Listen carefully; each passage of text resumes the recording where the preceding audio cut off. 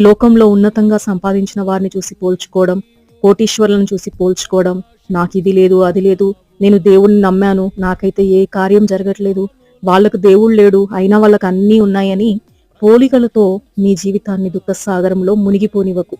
ఎందుకంటే దేవుడు నీతో ఉన్నాడు, నీ పక్షంలో ఉన్నాడు. దేవుడు తన ఐశ్వర్యము చొప్పున క్రీస్తు యేసునందు మహిమలో మన ప్రతి అవసరము తీర్చునుగాక. ప్రార్థన.